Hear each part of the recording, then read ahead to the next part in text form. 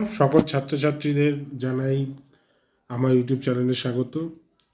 তো আজকের আমি যে কোশ্চেনগুলো তোমাদের বলবো সেটা তোমাদের এক্সামে আসবে। যারা ডিস্টেন্সে পড়ছো হিস্ট্রিতে ফোর্থ সেমিস্টারে, কটা দিন পরেই ফোর্থ সেমিস্টার শুরু হবে তোমাদের। তো আমি যে আজকের যে পেপারটা বলবো সেটা হচ্ছে সিসি 4.1-এর ইউনিট 1 থেকে যে কোন কোশ্চেনগুলো করবে সেগুলো খুবই ইম্পর্টেন্ট আছে, সেগুলো আমি বলে দিচ্ছি। হয়তো আমার এটা বলতে অনেকটা লেট হলো, আমার একটু প্রবলেম ছিল বাড়িতে, সেই কারণে আমি কোনো ভিডিওই করতে পারছিলাম না। তো সেই কারণে একটু লেট হলো আমাদের। তো কোনো ব্যাপার নয়, তোমরা যেভাবে স্টাডি করেছো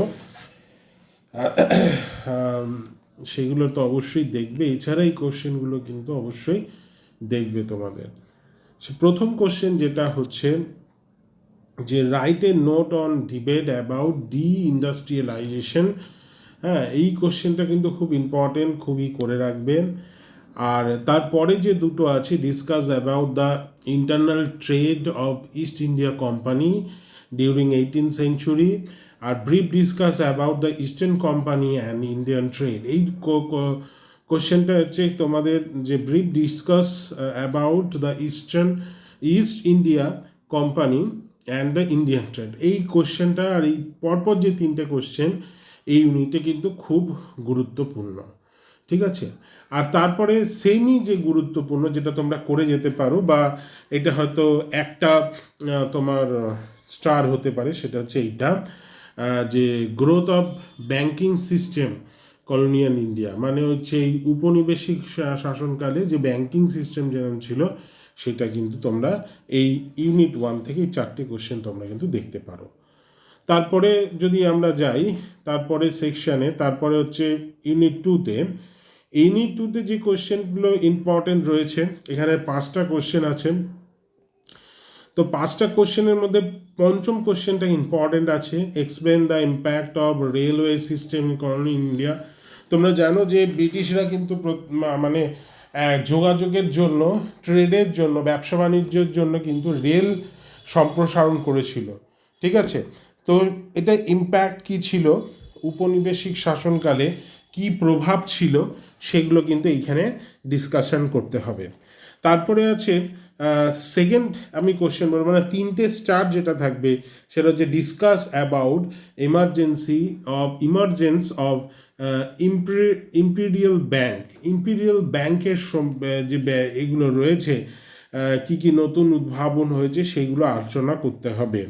তারপর হচ্ছে এটা শর্ট নোট, তোমাদের তো শর্ট নোট নেই, 10 নম্বরের থাকে।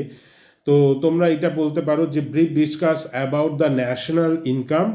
আর রিজার্ভ ব্যাঙ্কটা একটু দেখে যাও, রিজার্ভ ব্যাঙ্কটা কেন তৈরি হচ্ছে। ঠিক আছে।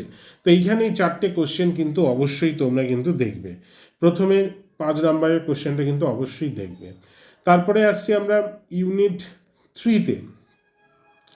দেখো ইউনিট 3-তে যে কোশ্চেনটা খুব ইম্পর্টেন্ট, সেটা হচ্ছে যে তোমাদের এখানে যে কোশ্চেনটা, সেটা 2 নম্বরের কোশ্চেনটা কিন্তু খুব ইম্পর্টেন্ট, এটা কিন্তু করে রাখবে। তারপরে হচ্ছে ইম্পর্টেন্ট হচ্ছে স্বদেশি এন্টারপ্রাইজ ইন বেঙ্গল, এটা কিন্তু অবশ্যই দেখবে। ওকে।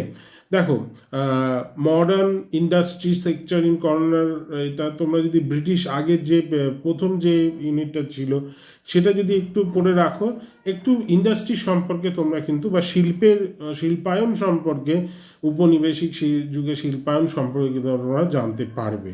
তো এই লাস্টের দুটো কোশ্চেন কিন্তু ইম্পর্টেন্ট আছে, আর এই কোশ্চেনটা কিন্তু ফার্স্ট ইউনিটের সাথে কিন্তু রিলেটেড রয়েছে।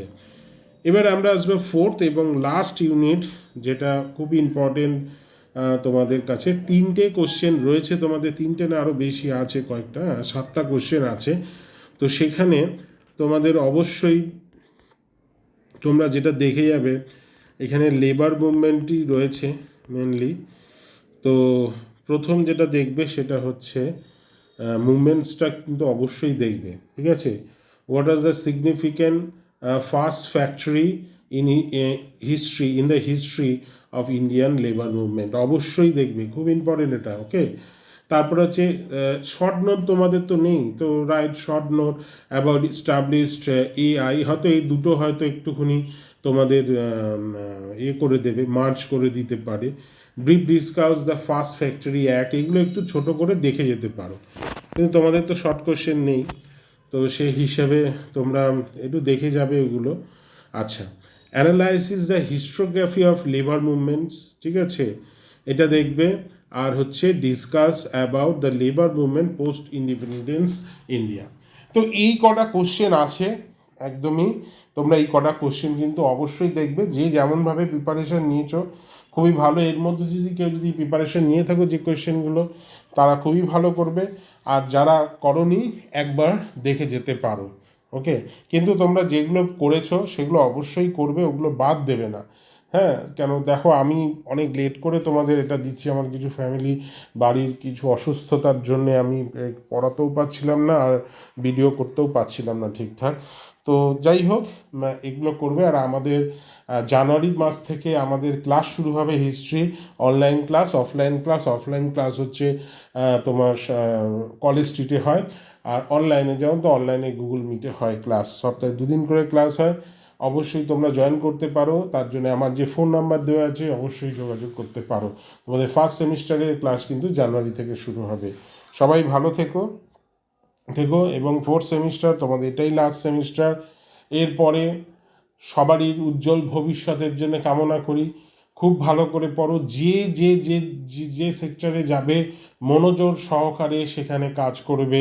যদি কেউ পড়াশোনা করতে চাও, এগিয়ে যেতে চাও, আরও কী কী প্রসিডিওর আছে আমাকে ফোন করবে, ফোন করে জেনে নিতে পারো। তোমাদের যদি ইচ্ছা থাকে হায়ার স্টাডিজে যাবার, কী কী করতে হবে না করতে হবে, প্ল্যানিং কেমন করতে হবে, গাইডনেস যদি দরকার লাগে, অবশ্যই তোমরা আমার সাথে যোগাযোগ করতে পারো। সকলে ভালো থাকবে, খুব ভালো করে পড়াশোনা করো, ভালো করে পরীক্ষা দিও।